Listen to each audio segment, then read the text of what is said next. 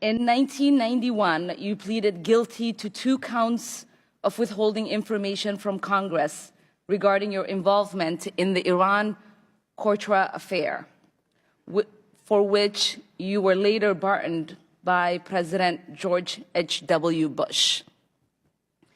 I fail to understand why members of this committee or the American people should find any testimony that you give today to be truthful. If I can respond to that. It wasn't a question. That was not a question. I reserve the right to my time. It is not right. That was not a question. Committee can attack on February 8th, who is not permitted to reply. That was not a question. Thank you for your participation.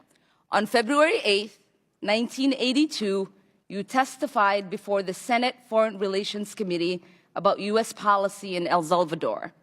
In that hearing, you dismissed as communist propaganda report about the massacre of El Mozote, in which more than 800 civilians, including children as young as 2 years old, were brutally murdered by U.S.-trained troops.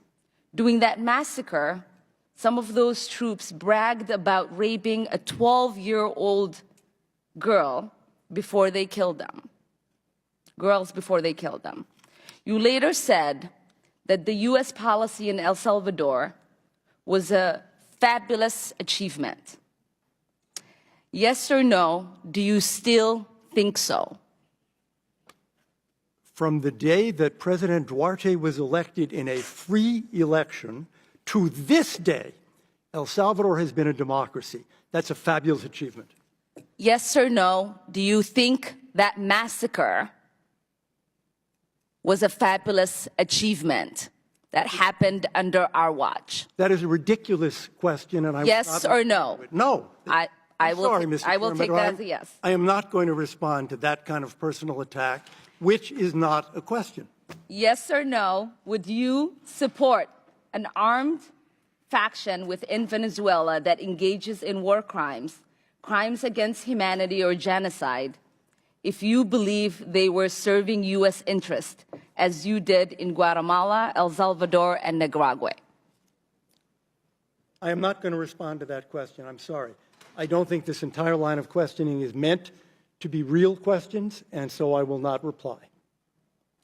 Whether under your watch, a genocide will take place, and you will look the other way because American interests were being upheld, is a fair question.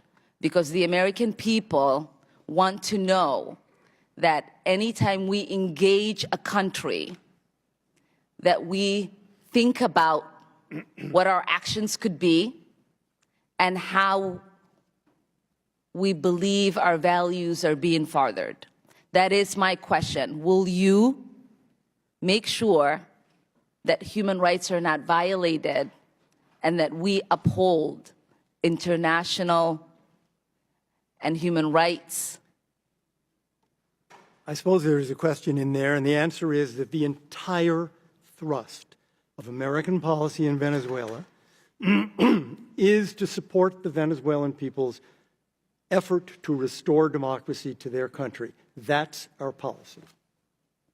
I don't think anybody disputes that. The question I had for you is that does the interest of the United States include protecting human rights and include protecting people against genocide? That is always the position of the United States. Thank you. I yield back my time.